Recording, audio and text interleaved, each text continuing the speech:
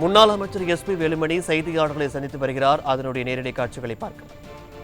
புரட்சித் தலைவி அம்மா அவர்கள், புரட்சித் தலைவி எம்ஜிஆர் அவர்களுடைய பயணித்து சிங்கனூர் தொகுதி மக்களுக்காக பல்வேறு திட்டங்கள் கொண்டு வந்து கோவை மாவட்டத்திலே மாவட்ட கழக செயலாளர் வந்து பல்வேறு பொறுப்புகளெல்லாம் நிறைய பேருக்கு பரிந்துரை செய்து வாங்கி கொடுத்தும் சிறப்பான முறையில் கட்சி பணியாற்றியும் மக்கள் பணியாற்றிய ஒரு அற்புதமான தலைவருடைய நினைவேந்தல் நிகழ்ச்சிக்கு நாங்கள் கலந்து கொண்டது மிக்க மகிழ்ச்சி.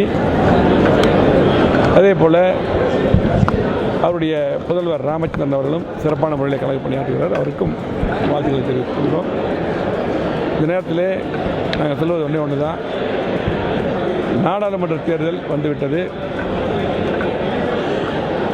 அதே போல் கோவை மாவட்டம் மட்டுமல்ல, தமிழ்நாடு முழுவதும் இன்றைக்கு சிறப்பான முறையில் 4 ஆண்டுகள் முதலமைச்சராக இருந்து இன்றைக்கு எதிர்க்கட்சி தலைவராக இருந்து சிறப்பான முறையில்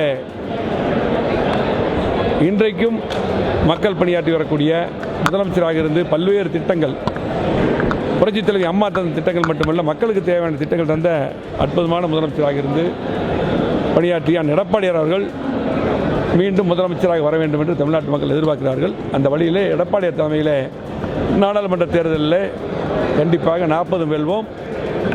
கோவை, நீலகிரி, பொள்ளாச்சி, திருப்பூர் இந்த தொகுதிகளெல்லாம் கண்டிப்பாக வெற்றி பெறும். தமிழ்நாட்டுடைய அத்தனை தேர்தலும் எடப்பாடி தலைமையில் கூட்டணி அமைத்து கண்டிப்பாக கழகம் வெற்றி பெறும். நன்றி.